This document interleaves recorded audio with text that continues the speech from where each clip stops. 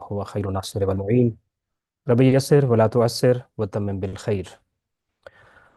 आप तमाम मुअज़्ज़िज़ पार्टिसिपेंट्स को माह रमज़ानुल मुबारक में और इस महीने की इस मुक़द्दस सातों में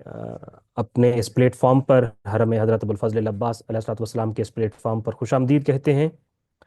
और दुआगो हैं कि खालिक कायनात इस महीने की बरकतों को कमा हक़्क़ुहू अपनी ज़िंदगी में उतारने और अपनी अमल को उनके ज़रिए तब्दील करने की हम सबको इंशाअल्लाह तौफ़ीक़ अता फ़रमाए। आज चूँकि हमारे तमाम पार्टिसिपेंट्स का पहला या दूसरा रोज़ा है, चूँकि अब कंफर्म माह रमज़ान का आगाज़ दुनिया के तमाम खित्तों में हो चुका है, तो इसलिए आज का हमारा जो अगला चैप्टर है या हमारी जो डिस्कशन है वो है माह रमज़ान तारीख़ के आईने में। तो आइए अपने इस चैप्टर का बाकायदा आगाज़ करते हैं। रिवायात और तारीख़ी मुस्तानदात के मुताबिक नुज़ूल इस्लाम से कबल भी तूल तारीख़ में माह रमज़ान तक़द्दुस का हामिल महीना रहा है। तमाम आसमानी मज़ाहिब की मुक़द्दस किताबें इसी अजीम और बाबरकत महीने में अम्बिया पर नाजिल हुईं। कुतुब समावी और सोफ़े सोफ़े सोफ़ो कुतुब समावी और सोहफ़े अम्बिया के इसी महीने में नुज़ूल के बारे में नबी करीम सल्लल्लाहु अलैहि वसल्लम से मनक़ूल है कि नज़लत सुहुफ़ इब्राहीम फ़ी अव्वल लैलतिन मिन शहर रमज़ान, यानी हज़रत इब्राहीम अलैहिस्सलाम के सहीफ़े माह रमज़ान की पहली रात को नाजिल हुए। तौरात 6 माह रमज़ान को, इंजील मुक़द्दस इस महीने की 12 या 13 तारीख को नाजिल हुई।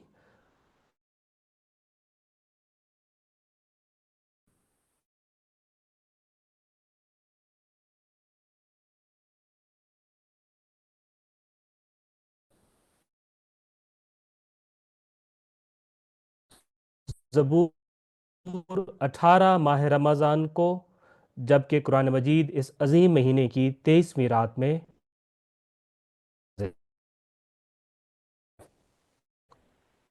महीना हमेशा से मुक़द्दस रहा है। और गुज़श्ता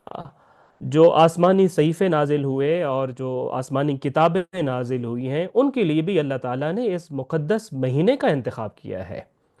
और हज़रत इब्राहीम अलैहिस्सलाम के ऊपर नाजिल होने वाले सहीफ़े हों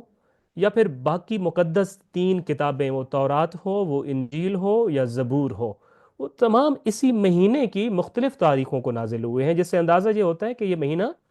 इंतहाई तकदीस का हामिल था हमेशा से ही, जब से खालिक कायनात ने अंबिया के सिलसिले को यहाँ भेजा और अपने इलाही और पाकीज़ा और फितरत के पैगाम को ज़मीन की तरफ नाजिल किया है। तो उसके लिए एक जो बेहतरीन वक्त और मौसम का इंतखाब किया जाता था वो माह रमज़ान की सूरत में होता था। जैसे कि नबी करीम सल्लल्लाहु अलैहि वसल्लम की ये हदीस मौजूद है कि इस महीने की पहली तारीख, जो कि आज का दिन है, ये हज़रत इब्राहीम अलैहिस्सलाम के ऊपर सहीफ़े नाजिल होने का दिन है। फिर इसी महीने की जब 6 तारीख आती है तो उस तारीख को तौरा नाजिल हुई है। और 12 या 13, ये दो अलग अलग रिवायात मिलती हैं। इंजील इंजील मुक़द्दस नाजिल हुई और ज़बूर जो नाजिल हुई वो इस महीने की 18 तारीख को है। और कुरान मजीद के हवाले से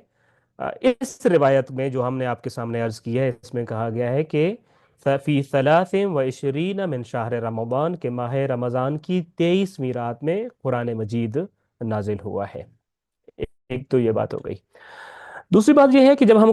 देखते हैं कुरान मजीद में माह रमज़ान के हवाले से, तो कुरान मजीद कहता है या अय्युहल्लज़ीना आमनू कुतिबा अलैकुमुस्सियाम कमा कुतिबा अलल्लज़ीना मिन क़ब्लिकुम,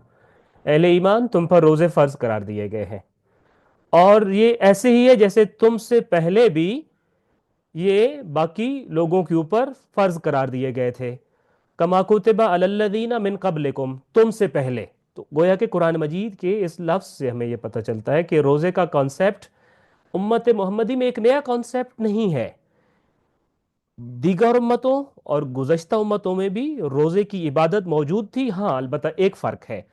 उसमें रोज़े का तरीक़ाकार अलग हो सकता था, रोज़े की मुद्दत अलग हो सकती थी, रोज़े की कैफियत अलग हो सकती थी, रोज़े की तफसीलात अलग थी। लिहाजा रोज़े का कंसेप्ट गुज़श्ता उम्मतों में मौजूद था, मगर उसकी मुद्दत, उसका तरीक़ाकार और उसकी तफसीलात में फ़र्क पाया जाता था। حضرت داؤد کا روزہ ملتا ہے، بلکہ قرآن مجید میں آپ حضرت مریم اور حضرت زکریا کے روزے کے بارے میں بھی پڑھتے ہیں۔ تو ان روزوں کا کانسیپٹ بہر صورت موجود تھا، لیکن ان کا طریقہ کار اور اس کا طریقہ کار یہاں پہ الگ ہے۔ سو روزہ اور ماہ رمضان یہ دونوں ایسی چیزیں ہیں جن کی تقدیس اور جن کا وجود اسلام سے پہلے بھی موجود تھا۔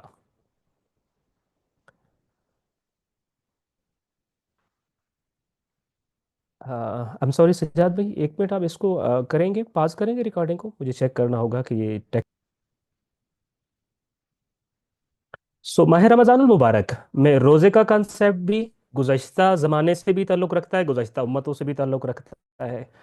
پھر ماہ رمضان کے مقدس مہینہ ہونا اور قرب پروردگار کا مہینہ ہونا، خداوند متعال کے مہمان ہونے کا مہینہ ہونا، اس کا تعلق بھی گزشتہ یعنی ماہ رمضان اسلام کے نازل ہونے سے پہلے بھی موجود تھا، جیسا کہ ہمیں ابھی اس اگلے سلائیڈز میں ہم یہ پڑھنے لگے ہیں کہ بعثت نبوی سے پہلے بھی جب اسلام ابھی نہیں آیا تھا اور نہ ہی روزے فرض ہوئے تھے، نبی کریم صلی اللہ علیہ وآلہ وسلم ماہ رمضان میں دعا و مناجات اور عبادت کا خصوصی اہتمام فرماتے تھے۔ آپ کا معمول تھا کہ ہر سال جو ہی اس مبارک مہینے کا چاند طلوع ہوتا، آپ صلی اللہ علیہ وآلہ وسلم کوہ ہرا پر تشریف لے جاتے، اپنے دنیاوی معاملات سے کٹ جاتے اور پورا مہینہ وہاں عبادت پروردگار میں یوں مصروف رہتے کہ گویا اعتکاف میں چلے گئے ہوں۔ آپ خود کو عبادت الہی کے لیے وقف کر دیتے تھے، یہاں تک کہ ماہ رمضان اختتام پذیر ہو جاتا۔ شوال کا چاند دیکھتے تو کوہ ہرا سے اتر کر بیت اللہ تشریف لے جاتے، طواف کعبہ انجام دینے کے بعد اپنے بیت الشرف میں حضرت خدیجۃ الکبریٰ سلام اللہ علیہا کے پاس تشریف لے جاتے تھے۔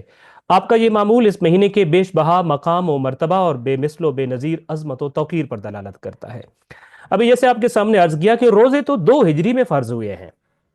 یعنی روزے فرض ہونے کا جو حکم ہے یہ سن 2 ہجری میں ہجرت کے بعد آیا ہے، جبکہ ابھی ہم اس سلائیڈ میں جو پڑھ رہے ہیں تاریخ کا حصہ، یہ اس زمانے سے متعلق ہے کہ جب ابھی نہ روزے فرض ہوئے تھے، نہ ہی ابھی تک پہلی وحی باقاعدہ طور پہ آئی تھی۔ اس سے پہلے نبی کریم صلی اللہ علیہ وآلہ وسلم کا یہ معمول ہوا کرتا تھا کہ جو ہی ماہ رمضان کا چاند طلوع ہوتا تھا تو آپ صلی اللہ علیہ وآلہ وسلم اس مہینے میں پھر اپنی دعا اور مناجات اور عبادت کو بڑھا دیا کرتے تھے، اور اس مہینے کے زیادہ تر حصے کے لیے کوہ ہرا پر تشریف لے جاتے تھے، اور وہاں پہ اپنے جیسا کہ آپ اسلام کے آنے سے پہلے بھی اپنا بیشتر وقت وہاں گزارتے تھے عبادت کے طور پر، تو خاص طور پہ ماہ رمضان المبارک کے لمحات اور ایام کو بھی وہاں پہ گزارتے تھے اور مصروف عبادت رہتے ہوتے تھے۔ پھر جب شوال کا چاند نظر آتا اور ماہ رمضان اختتام پذیر ہو جاتا تو وہاں سے سیدھا بیت اللہ تشریف لے جاتے، اور وہاں طواف کرنے کے بعد پھر یکم شوال کو حضرت خدیجۃ الکبریٰ سلام اللہ علیہا کے گھر میں واپس تشریف لایا کرتے تھے۔ تو یہ خود ایک دلیل ہے کہ ماہ رمضان المبارک تاریخ میں بھی ایک بزرگ مہینہ، ایک مقدس مہینہ اور خدا کے قرب کی کوشش کرنے والوں کا مہینہ رہا ہے۔ ہمارا اگلا عنوان ہے جس کو آج ہم انشاءاللہ پڑھیں گے، روزے کی حقیقت کیا ہے۔ اب روزے کے حوالے سے ہمارے پاس مختلف کانسیپٹ پائے جاتے ہیں، آپ کہہ لیجیے عملاً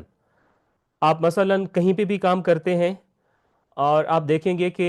یکم ماہ رمضان سے کچھ لوگ بالکل پرانی نارمل روٹین میں ہوں گے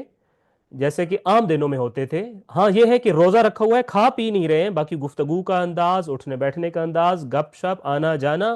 اور سارا کچھ بالکل سیم ہوتا ہے۔ کچھ لوگوں کو آپ دیکھیں گے کہ نہیں، ان کے مزاج میں کچھ تبدیلی آئی ہوئی ہوتی ہے کہ وہ پہلے جیسے نہیں ہوتے ہیں،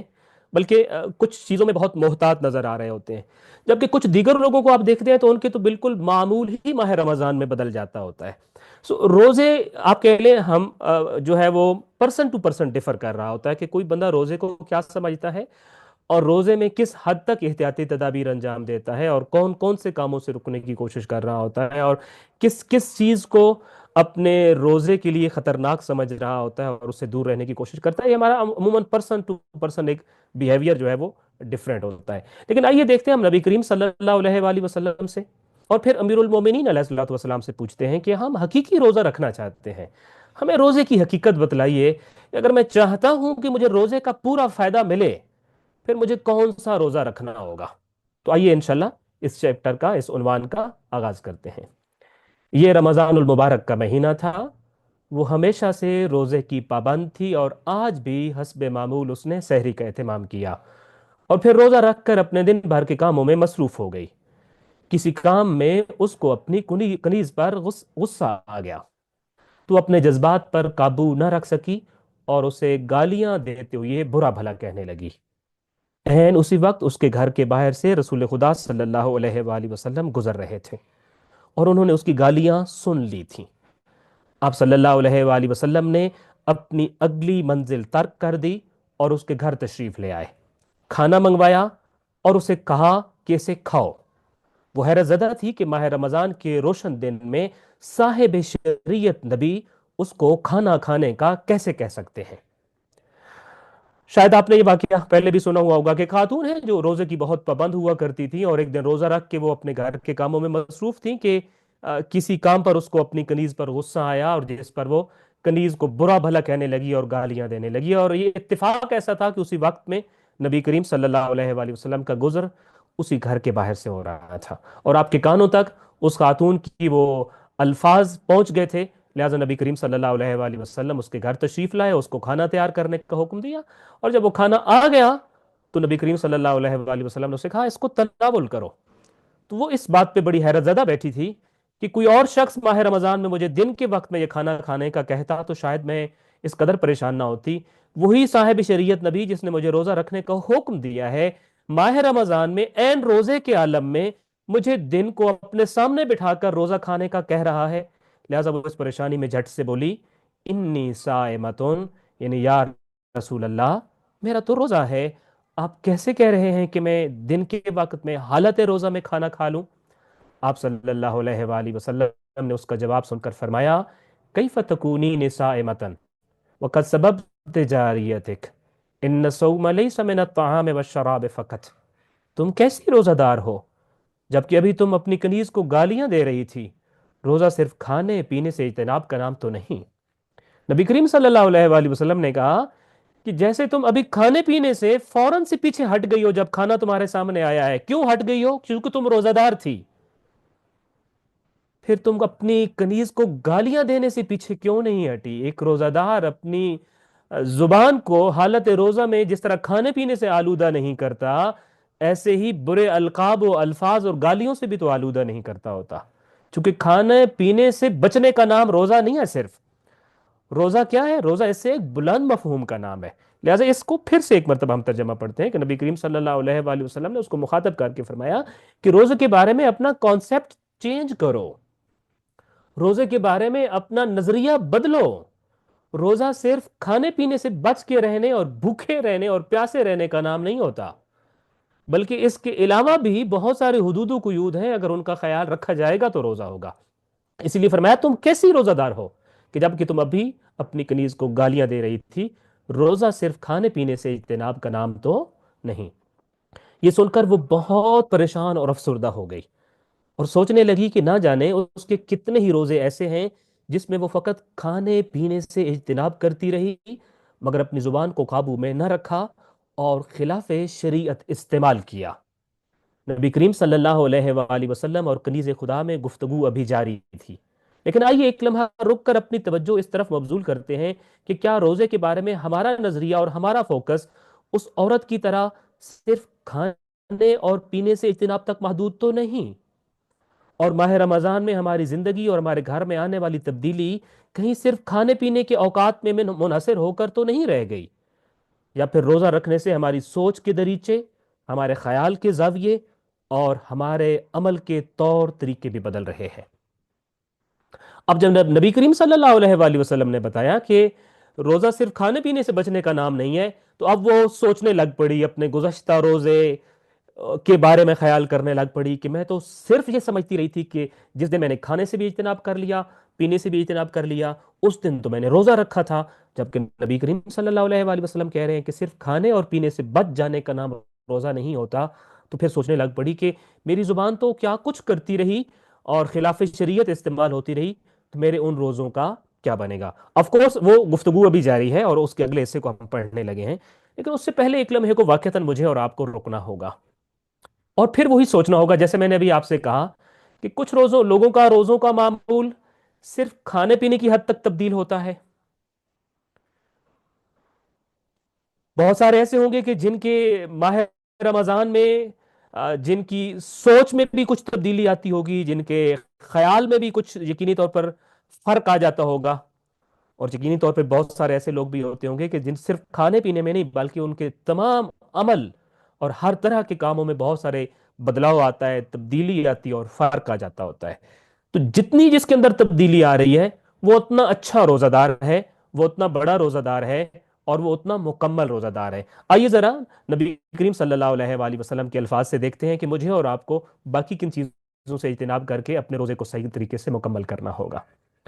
نبی کریم صلی اللہ علیہ وآلہ وسلم اس عورت کے چہرے پر شرمندگی اور ندامت کو برملا محسوس کر رہے تھے. اسی لیے انہوں نے اپنی گفتگو جاری رکھی اور اس کو سمجھاتے ہوئے فرمانے لگے، وَإِنَّمَا جَعَلَ اللَّهُ ذَلِكَ حِجَابًا عَنْ سِوَاهُمَا مِنَ الْفَوَاحِشِ مِنَ الْفِعْلِ وَالْقَوْلِ يُفَطِّرُ الصَّائِمِ. اے کنیز خدا، اللہ نے روزے کو کھانے پینے سے اجتناب کرنے کے ساتھ ساتھ دیگر قولی اور فعلی برائیوں سے بھی حجاب قرار دیا ہے کہ جن کو انجام دینے کی صورت میں روزہ باقی نہیں رہتا. ایک مرتبہ صلوات بھیجیے محمد والے.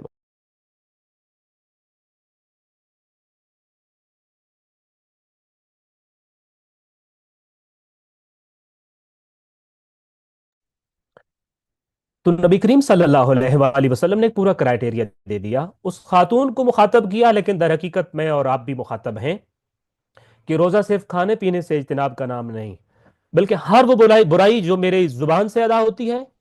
یا میرے فعل سے ادا ہوتی ہے، ہر اس برائی سے بچنے کو روزہ کہتے ہیں. اور اگر ان برائیوں سے نہ بچا جائے تو یہ فطر الصائمہ، تو گویا کہ روزہ دار کا روزہ افطار ہو جاتا ہے، روزہ باقی نہیں رہتا، کھل جاتا ہے. زبان سے کوئی گناہ کا انجام دے دیا، کھانا نہیں کھایا، لیکن جو روزے کے اثرات تھے وہ آپ نے کو سمجھیے کہ روزے کے اثرات کا دروازہ بند کر دیا ہے اور روزہ افطار ہو گیا ہے. البتہ اس کا مطلب یہ نہیں کہ اب اس کے بعد کھانا پینا شروع کر دیں. یہ روزے کے معنوی حصے پہ بات ہو رہی ہے کہ معنون یا روحانی طور پر جب انسان برائی انجام دیتا ہے اپنے عمل کے ساتھ، اپنے قول کے ساتھ، بے شک کھائے پیے نہیں، لیکن عملی طور پر اس کا جو روحانی ایک اثر اس پہ ہو رہا ہوتا ہے روزے کا، وہ ختم ہو جاتا ہے، اور عملی طور پر اس کا روزہ اس کو وہ فائدہ نہیں دیتا جو حقیقی روزہ دے سکتا ہوتا ہے. روزہ کا لفظ خود بھی اس معنی پر دلالت کرتا ہے جس کی طرف نبی کریم صلی اللہ علیہ وآلہ وسلم نے رہنمائی فرمائی ہے. روزہ عربی زبان کے لفظ صوم یا سیام کا اردو ترجمہ ہے، جس کا معنی کسی چیز سے رک جانا، ٹھہر جانا یا باز رہنا ہے. اصطلاح میں روزہ سے مراد طلوع فجر سے لے کر اذان مغرب تک ان تمام کاموں سے اجتناب کرنا ہے جو مبطلات روزہ کہلاتا ہے. اچھا، ابھی آپ یہ کہہ رہے ہوں گے کہ ہم نے نبی کریم صلی اللہ علیہ وآلہ وسلم کا یہ فرمان سنا ہے، اور اس سے پہلے ہم روزے کی جو تعریف سنتے تھے وہ کچھ اور تھی، جبکہ نبی کریم صلی اللہ علیہ وآلہ وسلم کا یہ فرمان تو یہ کہہ رہا ہے کہ اگر آپ نے کسی قسم کی ایسی برائی بھی انجام دے دی جو آپ کے اعضاء و جوارح میں سے کسی سے بھی سرزد ہوئی ہو تو گویا روزہ باقی نہیں رہتا. جبکہ ہم نے تو یہ سنا تھا کہ روزہ صرف مبتلات روزہ سے بچنے کا نام ہے. دیکھیے، روزہ جو ہے یہ اس کا لفظ عربی زبان میں صوم ہے. صوم کا لفظ جو عربی زبان میں ہے اس کا خود معنی ہی رک جانا یا ٹھہر جانا ہے یا باز رہنا ہے. میں صائم کب تک ہوں؟ جب میں رکا ہوا ہوں، میں ٹھہرا ہوا ہوں، میں باز آ گیا ہوں. کس چیز سے؟ محرمات سے اور کھانے پینے سے. ہاں، اصطلاحی روزہ الگ ہے. اصطلاحی روزے کا مطلب یہ ہوتا ہے کہ اگر آپ نے طلوع فجر سے لے کر اذان صبح سے لے کر اذان مغرب تک ان تمام 8-9 چیزوں سے اجتناب کیا جو مبطلات روزہ کہلاتی ہیں، تو آپ اصطلاحی طور پر روزہ دار ہیں اور آپ کے اوپر کوئی کفارہ واجب نہیں ہوگا. لیکن روزے کا ایک اپنا اثر بھی تو ہوتا ہے انسان کے اوپر. روزے کا اثر کب آئے گا؟ حقیقی صائم انسان کب بنے گا؟ تب بنے گا جب نبی کریم صلی اللہ علیہ وآلہ وسلم نے جیسے اس کنیز خدا کو متوجہ کیا ہے کہ اگر چاہتی ہو کہ روزہ تمہارے اوپر اثر ڈالے اور تم واقعتاً مہمان خدا بنو اور ضیافت الہی کے جو عنوان ہے وہ تمہارے اوپر صادق آئے، تو اس کے لیے ہر طرح کے گناہ کو، ہر طرح کی معصیت کو، ہر طرح کی غلطی کو اور ہر طرح کے برے اعمال سے رک جانا ہوگا. اس بنیاد پر صائم یا روزہ دار ایسا شخص ہے جو ضبط نفس کرتے ہوئے اپنے آپ کو غلط رستوں سے روک لے اور اپنے نفس کو اپنے قابو میں لے کر اللہ کی حدود کا پابند بنائے. सौम का माना रुक जाना है, तो साइम यानी रोजादार फिर कौन हुआ? रोजादार वो शख्स है जिसने अपने नफ्स पर काबू पा लिया, और इस कदर अपने नफ्स पर काबू पाया कि अब उसको गलत रस्तों पर नहीं चलने देता, बल्कि उसको अल्लाह की हुदूद के अंदर ले आया है। जो खुदा का हुक्म है सिर्फ वही अंजाम देता है, और खालिक कायनात की किसी मासियत की तरफ नफ्स को नहीं जाने दे रहा। अपनी मर्जी को हुक्म खुदा का पाबंद जिसने बना दिया है वो गोया के साइम है। अच्छा, तो अभी इंशाल्लाह हम अगला जो उन्वान इसका पढ़ते हैं ये है, अभी आपने देखा होगा मैंने अर्ज किया था कि हम हर बंदा एक अलग टाइप का एक रोज़ा रख रहा होता है, और रोज़े के मुख्तलिफ हमें उससे अंदाज़ा होता है कि दर्जे होते हैं, रोज़े की मुख्तलिफ किस्में होती हैं। तो अगला हमारा उन्वान है रोज़े तीन किस्म के हैं। तो चूंकि हमने ये कहा कि रोज़े का मतलब है बचना, आप किस चीज़ से बचते हैं आपका रोज़ा उसी मेयार का होगा। अब रोजे से बचने की जो चीजें हैं उनकी तीन स्टेजेस हैं, तो इसलिए हम इसको ये कहते हैं कि रोजे के तीन दर्जे हैं या तीन किस्में हैं। आइए जरा इसको पढ़ते हैं। इस बुनियाद पर कि रोजा किस चीज से बचने और इज्तिनाब करने का नाम है, रोजादारों की तीन किस्में बनती हैं, और फिर उनके रोजे भी तीन किस्म के हैं, जिसको अमीरुल मोमिनीन अलैहिस्सलातु वस्सलाम ने अपने अल्फाज में यूं बयान फरमाया है कि सौमुल कल्बि खैरुम मिन सियामिल लिसान व सौमुल लिसानि खैरुम मिन सियामिल बतन, कि बेशक दिल का रोज़ा ज़ुबान के रोज़े से बेहतर है, और ज़ुबान का रोज़ा पेट के रोज़े से बेहतर है। अच्छा, इसको हदीस को भी शायद हम उस तरह ज़्यादा अच्छे से ना समझ सकें, इसकी जो एक्सप्लेनेशन अभी बाद में आ रही है, लेकिन इस हदीस को पढ़ने के बाद आपको अंदाज़ा हुआ होगा कि अमीरुल मोमिनीन अलैहिस्सलातु वस्सलाम ने इस हदीस के अंदर तीन किस्म के रोज़ों का नाम लिया है। एक है पेट का रोज़ा, एक है ज़ुबान का रोज़ा, और एक है दिल का रोज़ा। और फिर आपने फरमाया कि दिल का रोज़ा ज़ुबान के रोज़े से बेहतर है, और जुबान का रोजा पेट के रोजे से बेहतर है। अब कौन किस से इज्तिनाब कर रहा है? जो बंदा सिर्फ खाने पीने से इज्तिनाब कर रहा है उसका तो गोया है सिर्फ पेट का रोजा है। जो शख्स सिर्फ जुबान को गुनाहों से और दीगर चीजों से बचा रहा है तो गोया उसका पेट के साथ साथ जुबान का रोजा भी है। और जो पेट के साथ साथ जुबान और फिर जुबान के साथ अपने दिल और ख्याल और अपने सोच को भी गुनाह से बचा रहा है तो गोया कि उसका दिल का रोजा है। तो आपने फरमाया ये तीन किस्म के रोजे हो सकते हैं, और इनमें से सबसे बेहतरीन रोजा जो है वो सौमुल कल्ब है। अमीरुल मोमिनीन अलैहिस्सलातु वस्सलाम के इस फरमान की रोशनी में रोजा दर्ज झैल तीन मरातब पर मुश्तमिल है। तो ये जो हदीस है इससे हमें यह समझ आता है कि रोजे के तीन मर्तबे हैं, तीन स्टेप्स हैं, तीन दर्जे हैं। अब मुझे और आपको ये देखना है कि मैं और आप किस दर्जे का रोजा रखते हैं। पहला जो रोजा है उसका नाम है आम रोजा। आम रोजा कौन सा होता है भला? यानी अजान सुबह से अजान मगरिब तक खाने पीने और दीगर मुब्तिलात रोजा से परहेज करना आम रोजा कहलाता है। अमीरुल मोमिनीन अलैहिस्सलाम ने इसको पेट का रोजा कहा है, यानी जिसमें इंसान भूख और प्यास बर्दाश्त करता है और बाकी आदाब रोजा और मुनाफियात रोजा की तरफ उसका ज्यादा ध्यान नहीं होता, और ना ही वो उनकी ज्यादा परवाह करता है। अगर कोई बंदा रोजा रखे हुए है और उसकी तमाम तर तवज्जो इस चीज में है कि रोजे की हालत में मैंने खाना कुछ नहीं और पीना कुछ नहीं है,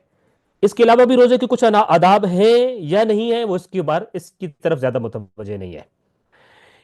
आया रोजे की हालत में सिर्फ यही दो चीजें मना है या कुछ और भी चीज मना होती है खाने पीने के अलावा, उसका ध्यान इस तरफ भी नहीं है। जो दो चीजें उसके जहन में है इन दो चीजों से कमा हक बच रहा है, बिल्कुल मुकम्मल तौर पे उसने परहेज किया हुआ है। अजान सुबह से अजान मगरिब तक कोई खाना पीना नहीं है, बाकी खाने पीने के अलावा भी मुब्तलात रोजा जितनी है 8-9 जो तौजीहुल मसाइल में जिक्र होती है उन तमाम से बचा हुआ है वो। तो ये सिर्फ इन चीजों के ऊपर चूंकि कंसंट्रेट किया हुआ है, लिहाजा इसको हम कहते हैं आम रोजादार, या इसका रोजा कहलाएगा आम रोजा। और ये रोजे का कम तरीन या सबसे छोटा दर्जा है, जिसको अवामी रोजा भी कहा जाता है। बाज रवायात में इस तर्ज के रोजे की मजम्मत की गई है कि जिसमें इंसान खाने पीने में तो मोहतात हो और इनसे इज्तिनाब करे, मगर अपने अमल में मोहतात ना हो और गुनाह अंजाम देता रहे। अब यह है रोजा, इसमें कोई शक नहीं कि ये रोजा, इसको कोई ऐसे नहीं कह सकता ये रोजा नहीं है, ये रोजा है। लेकिन ये सबसे छोटे दर्जे का रोजा है, ये अवामी रोजा है, ये आम रोजा है। हाँ, बाज रिवायात ऐसी भी मिलती हैं जिसमें मुजम्मत की गई ऐसे रोजादार की, कितना छोटा रोजा क्यों रखते हो, आम रोजा क्यों रखते हो, सबसे निचले दर्जे का रोजा क्यों रखते हो। اس طرح کے الفاظ وارد ہوئے ہیں کہ جب کھانے پینے میں احتیاط کرتے ہو تو عمل میں احتیاط کیوں نہیں کرتے ہو؟ کھانے پینے سے رک گئے ہو تو گناہ سے کیوں نہیں رکتے ہو؟ تو امیر المومنین علیہ الصلوۃ والسلام کا اس حوالے سے ایک فرمان موجود ہے جس میں آپ نے فرمایا، کم من صائم لیس لہ من صیامہ الا الجوع، یعنی بہت سے روزہ دار ایسے ہیں جن کو روزہ رکھ کر سوائے بھوک اور پیاس کے کچھ حاصل نہیں ہوتا۔ اب خود آپ دیکھ رہے ہیں اس حدیث کا جو انداز ہے، انداز بیان سے اندازہ ہو رہا ہے کہ آپ فرما رہے ہیں کہ کچھ لوگوں کو تو صرف روزے کا فائدہ بھوک اور پیاس کی صورت میں ملتا ہے۔ وہ صرف اتنا ہے کہ وہ بھوک اور پیاس کی وجہ سے اپنے جسم کا کچھ حصہ جو کچھ وزن لوز کر دیں گے، اور کچھ صحت کے مسائل میں بہتری آ جائے گی ان کی، اور اس کے علاوہ ان کو کوئی فائدہ شاید اس وجہ سے نہیں ہوگا کہ چونکہ باقی چیزوں سے وہ احتیاط ہی نہیں کر رہے، باقی چیزوں سے اجتناب ہی نہیں کر رہے۔ سو پہلا روزہ عام روزہ ہے، عوامی روزہ ہے، جس میں صرف مبتلات روزہ سے پرہیز کیا جاتا ہے، باقی چیزوں سے احتیاط نہیں کی جاتی۔ اور روایات کے اندر امیر المومنین علیہ الصلوۃ والسلام کے فرمان کے اندر بھی ایسے روزے سے ایک درجہ اوپر آنے کی طرف تلقین کی گئی ہے کہ یہ روزہ رکھ کر اسی پہ رکے نہ رہو، بلکہ اس سے بہتر روزے کی طرف بھی بڑھو، اور باقی چیزوں سے بھی احتیاط کرو، اور باقی چیزوں سے بھی اجتناب کرو۔ یہ ہو گیا پہلے سٹیپ کا روزہ۔ اب آئیے ذرا دیکھتے ہیں اس سے بہتر روزہ جو ہوتا ہے دوسرے سٹیپ کا روزہ، وہ کون سا روزہ ہے؟ البتہ مجھے اور ابھی آپ کو ایک لمحے پھر رک کے دیکھنا ہوگا کہ ابھی تک جو ہم روزہ رکھ رہے ہیں، کیا وہ یہ عام روزہ تو نہیں تھا، عوامی روزہ تو نہیں تھا؟ اور پھر عوامی روزے کے بعد تو روایات میں تو یہ آیا ہے کہ آپ کو جو ہے وہ مذمت کی گئی ہے کہ اتنے چھوٹے لیول کا کیوں؟ عموماً ہوتا ہے بعض اوقات ایک لائق شاگرد جب تھوڑے نمبر لیتا ہے کلاس میں وہ پاس ہوتا ہے، فیل نہیں ہوتا، مگر استاد سرزنش کرتا ہوتا ہے کہ تمہارے اتنے تھوڑے نمبر کیوں آئے ہیں، تم اس لائن میں کیوں بیٹھے ہوئے، تمہیں تو سب سے آگے والی لائن میں ہونا چاہیے تھا۔ تو امیر المومنین علیہ الصلوۃ والسلام اور ائمہ اہل البیت علیہ السلام بھی اپنے ماننے والوں کو یہ کہتے ہیں کہ یہ ہے تو روزہ، مگر ہمارے ماننے والے اتنے چھوٹے درجے کا روزہ کیوں رکھیں گے؟ ان کو آگے بڑھنا ہوگا، پہلی صف میں کھڑا ہونا ہوگا، ان کا روزہ بہت بلند ہونا چاہیے۔ تو اس سے بلند روزہ، اس سے بہتر روزہ کیا ہوتا ہے؟ آئیے ذرا اگلی سلائیڈ میں پڑھتے ہیں۔ دوسرا روزہ جو ہے اس کو ہم نے خاص روزہ کا نام دیا ہے، البتہ یہ نام ہم نے خود دیے ہیں، روایات آپ کے سامنے لائیں گے، آپ ان کو کوئی اور نام بھی دے سکتے ہیں، لیکن یہ نام اس لیے دیے ہیں تاکہ یہ آسانی سے یاد ہو جائیں اور آسانی سے متوجہ ہو کہ ہم بہتر روزے کی طرف جا سکیں۔ سو دوسرا روزہ خاص روزہ ہے، یعنی روزہ کی حالت میں صرف کھانے اور پینے اور جنسی اعمال سے اجتناب نہ کیا جائے، بلکہ حالت روزہ میں انسان کے تمام اعضاء و جوارح روزے سے ہوں اور کسی گناہ کے مرتکب نہ ہو۔ اس کی ڈیفینیشن کیا ہے جی؟ پہلے روزے میں صرف کھانے پینے سے انسان رکا ہوا تھا، اس روزے میں کھانے پینے سے بھی اور مبتلات روزہ سے بھی رکا ہوا ہے، اس کے ساتھ ساتھ اس کے جتنے پارٹس آف باڈی ہیں تمام اعضاء و جوارح کو اس نے کسی بھی گناہ میں انڈلج ہونے سے روکا ہوا ہے۔ ہاتھ کو کوئی گناہ نہیں کرنے دے رہا، آنکھ کو گناہ کی طرف نہیں اٹھنے دے رہا، قدم کو گناہ کی طرف نہیں بڑھنے دے رہا، کانوں سے کچھ غلط نہیں سن رہا، آنکھوں سے کچھ غلط نہیں پڑھ رہا، موبائل کا استعمال بالکل روزے دار والا ہو گیا ہے، اس کے ارد گرد کی پوری 24 گھنٹے کی روٹین وہ ہو گئی ہے جیسے ایک روزہ دار کی ہونی چاہیے، یعنی اس کے جسم میں اللہ نے جتنے بھی اعضاء پیدا کیے ہیں کسی ایک کو بھی معصیت کی طرف ایک قدم، ایک انچ بھی، ایک بال برابر بھی بڑھنے نہیں دے رہا، تو یہ روزہ خاص روزہ ہو جائے گا۔ تو اب اس میں دیکھا آپ نے ایک سٹیپ بہتر، صرف کھانا پینا نہیں، صرف مبتلات روزہ نہیں، بلکہ ایک بڑے لیول کا چیک آ گیا ہے۔ وہ پہلا جو چیک تھا وہ صرف ہونٹوں اور منہ کے لیے تھا۔ ایک مرتبہ صلوات بھیجیے گا محمد وآلہ۔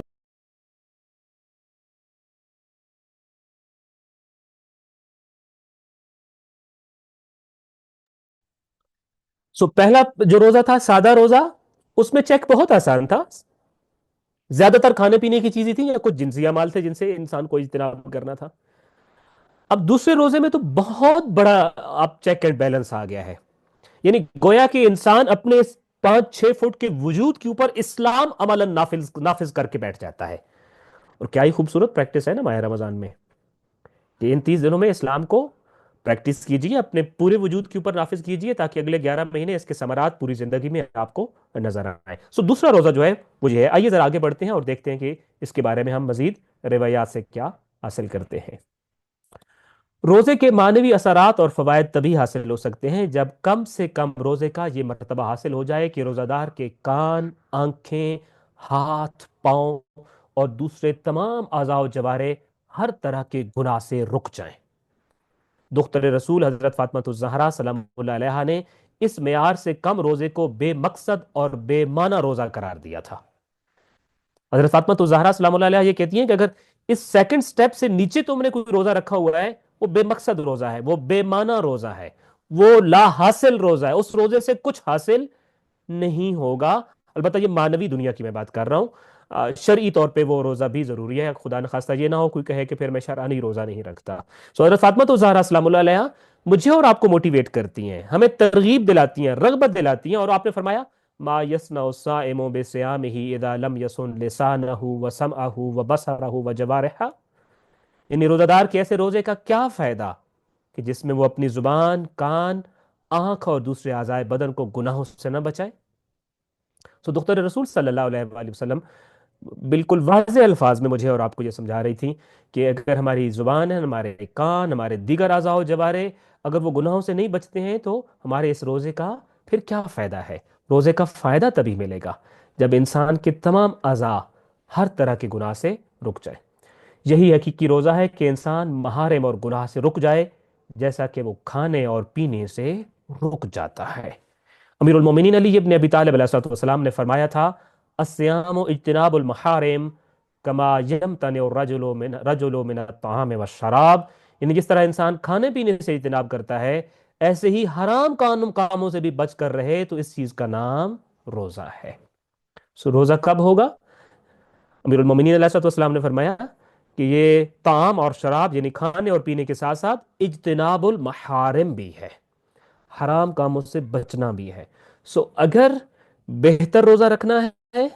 اور کم از کم وہ روزہ رکھنا ہے جس پہ آئمہ مجھ سے اور آپ سے راضی ہوں گے کہ ہاں یہ ہمارا روزہ دار شیعہ ہے، وہ دوسرے سٹیپ کا روزہ ہوگا، وہ خاص روزہ ہوگا، وہ اپنے اعضاء و جوارے کا روزہ ہوگا، زبان اور شکم کے ساتھ ساتھ۔ سو یہ دوسرا روزہ ہو گیا۔ تیسرا روزہ اس کو ہم نے خاص الخاص روزہ کہا ہے، یہ دوسرے سے بھی بلند درجے کا روزہ ہے، اور آف کورس یہ مشکل ہے، دوسرے سے زیادہ مشکل ہے، لیکن ایسا نہیں کہ ناممکن ہو۔ اور ظاہر ہے میں اور آپ جب روزہ دار ہوں گے تو ہم کوشش کر سکتے ہیں اور کرنی بھی چاہیے کہ جتنا بہتر ہمارا روزہ ہو سکے۔ یہ ذرا کیا روزہ ہوتا ہے، آئیے ذرا اس کو پڑھتے ہیں۔ یہ روزے کی وہ معراج ہے جس میں انسان مبطلات روزہ سے اجتناب کرنے اور اعضاء و جوارے کو محرمات سے روک لینے کے ساتھ ساتھ اپنے خیالات اور اپنی فکر کی ایسی تطہیر کر دیتا ہے کہ خیال گناہ بھی اس کے دل کے قریب نہیں پھٹکتا، حتیٰ کہ ان کاموں کے علاوہ کہ جو دین کا مقدمہ واقع ہوں، تمام دنیاوی کاموں، خیالات اور اہداف و مقاصد سے دوری اختیار کر لیتا ہے۔ خاص الخاص روزہ یعنی آپ اب دیکھیے سٹیپ وائز، پہلا روزہ تھا صرف کھانے پینے سے یا مبتلات روزہ سے اجتناب، دوسرا جو خاص روزہ تھا وہ اجتناب المحارم بھی ہے، کھانے پینے سے بھی رک جانا، حرام کاموں سے بھی رک جانا۔ تیسرا روزہ جو خاص الخاص روزہ ہے، اس میں پہلے دونوں چیزیں موجود ہیں، یعنی اس میں کھانے پینے اور مبتلات روزے سے بھی رکنا ہے اور تمام حرام کاموں سے بھی رکنا ہے، اور تیسری چیز یہ ہے کہ کسی چیز کے حرام کام کے سوچ اور خیال سے بھی رکنا ہے، یعنی اپنے خیال کے اندر، اپنی سوچ کے اندر انسان گناہ کو تصور بھی نہ کر سکے۔ یہ خاص الخاص روزہ ہے کہ اس کی خیال بھی پاک ہو جائے، اس کی فکر بھی پاک ہو جائے، اس کی سوچ بھی اتنی پاک ہو جائے کہ وہ سوچ بھی نہ سکے کہ گناہ کے بارے میں پلان کر سکے، وہ اپنے فکر کے اندر کہیں گناہوں کے بارے میں سوچ سکے، یہ بھی اس کے لیے ممکن نہ ہو روزے کی حالت میں، تو گویا وہ خاص الخاص روزہ اس نے رکھا ہوا ہے، اور یہ حقیقی روزہ ہوتا ہے۔ یہ اعلیٰ ترین روزہ ہے جس میں روزہ دار غیر خدا سے اپنی توجہ ہٹا کر صرف اللہ میں منہمک رہتا ہے، صرف اللہ میں ڈوبا رہتا ہے۔ روزے کی اس قسم کو نفع بخش ترین قسم قرار دیتے ہوئے امیر المومنین علی ابن ابی طالب علیہ السلام نے فرمایا تھا صوم النفس عن لذات الدنیا انفع الصیام، یعنی اپنے نفس کو دنیا کی لذتوں اور خیال سے روک لینا فائدہ مند ترین روزہ ہے۔ اگر کوئی چاہتا ہے کہ وہ سب سے فائدہ مند روزہ رکھے تو امیر المومنین علیہ السلام نے فرمایا کہ انفع الصیام کیا ہے؟ صوم النفس ہے، اپنے نفس کا روزہ ہے کہ اس کو دنیا کی لذتوں سے روک دیا جائے، اس کو دنیاوی خیالات گناہ کی فکر اور سوچ اور خیال سے بھی روک لیا جائے، تو گویا کہ یہ سب سے فائدہ مند ترین روزہ ہے، اور یہ روزے کی معراج ہے۔ اسی کے ساتھ ہمارا آج کا جو لیکچر تھا وہ مکمل ہوتا ہے، اور ہم انشاءاللہ مختصر سی سرگرمی ہے، اور آف کورس ابھی یقینی طور پر ہم سب متوجہ ہیں کہ جب امیر المومنین علیہ الصلوۃ والسلام کے فرمان کے مطابق، اور پھر نبی کریم صلی اللہ علیہ وآلہ وسلم کی اس کنیز خدا کو دی گئی ہدایت کے مطابق ہم دیکھتے ہیں کہ روزے کی حقیقت کیا ہے، تو پھر ہم ایک اور طرف متوجہ ہوتے ہیں کہ روزہ بظاہر کچھ اور ہے، مگر روزے کی ایک گہری حقیقت ہے، روزے کا ایک فائدہ ہے، اور وہ روزے کا فائدہ ایک الگ چیز ہے۔ سو روزے کی اس حقیقت کی طرف مجھے اور آپ کو انشاءاللہ تعالی متوجہ ہونا ہے، اور پھر ہم نے یہ دیکھنا ہے کہ ہم جو روزہ رکھ رہے ہیں وہ کس معیار کا روزہ ہے، وہ کس درجے کا روزہ ہے۔ تو آج کی سرگرمی بھی یہی ہے کہ اپنے پہلے روزے کے اختتام پر سوچئے کہ آپ کا آج کا روزہ عام روزہ تھا، خاص تھا، یا خاص الخاص تھا۔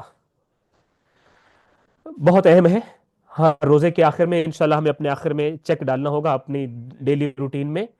اور چونکہ انشاءاللہ ایک ہیڈنگ آ بھی رہی ہے کہ خالق کائنات کو تو کوئی فائدہ نہیں ہے ہمیں بھوکا پیاسا رکھنے کا، بیسیکلی تو یہ ہمارے لیے بہت بڑے تربیتی سیشنز ہیں، اور ان تربیتی سیشنز میں ہم نے یہ دیکھنا ہے کہ ایک عام سا تربیتی سیشن تھا آج کا، یا خاص تھا، یا خاص الخاص تھا۔ اسی سے ملتی جلتی دوسری ہماری سرگرمی ہے کہ اپنے روزے کو ایک درجہ بہتر بنانے کے لیے آپ کو کیا کرنا پڑے گا، اس کو اپنی منصوبہ بندی میں شامل کریں۔ میں اپنے آپ کو مخاطب کرتا ہوں کہ فرض کیجئے آج کا میرا روزہ پہلا، خدا نخواستہ صرف اگر عام روزہ ہے تو مجھے ظاہر ہے ایک درجہ بہتر اٹھانا ہے اپنے روزے کو، اور خاص روزہ بنانا ہے۔ تو مجھے اپنے عام روزے کو خاص بنانے کے لیے کون سی چیز تھی جس نے میرے آج کے روزے کو عام روزہ بنا دیا، تو میں ان چیزوں کو چیک کروں گا اپنے روزے کے اندر، کہ اگر میں نے وہ نہ کی ہوتی تو میرا آج کا روزہ بھی خاص روزہ ہوتا۔ تو اب ان چیزوں کو پھر میں اپنی منصوبہ بندی میں لے آؤں گا کہ مجھے ان چیزوں کو اپنی روزانہ روٹین سے ہٹانا ہوگا اگر خاص روزہ رکھنا ہے، اگر دوسرے درجے کا اور اچھے درجے کا روزہ رکھنا ہے، اور کم از کم جو ایک محب اہل بیت کا روزہ ہوتا ہے اگر وہ رکھنا ہے، تو کون کون سی چیزیں ہیں جو میرے روزے کو عام روزے میں بدل دیتی ہیں، ان کی ایک لسٹ بنانی ہوگی، ان کی بارے میں منصوبہ بندی کرنی ہوگی، اور انشاءاللہ تعالی یہی آج کی دوسری سرگرمی ہے۔ بڑے